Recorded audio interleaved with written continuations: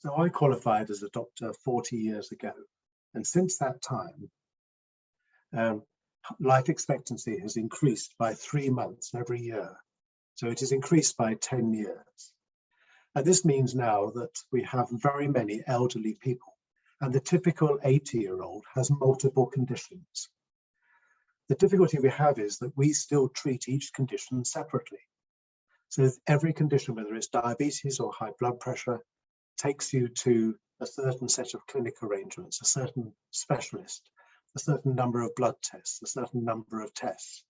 And all of this is based on the evidence that we derive from trials, which don't include the elderly and which focus on those with just the single condition.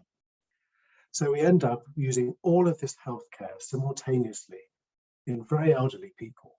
So their lives become dominated by healthcare. And at the same time, we've left the individual behind. So, and we make certain assumptions that this is the right way to treat people.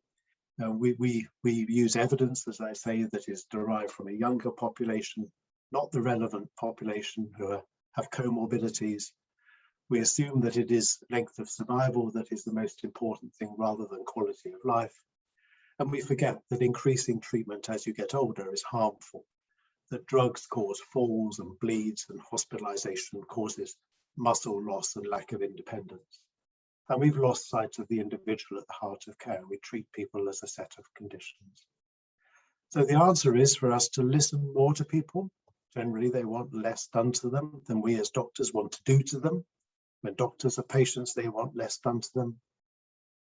We should not assume that survival is more important than quality of life, particularly as you get older. And we should see when social care need becomes more important than healthcare need.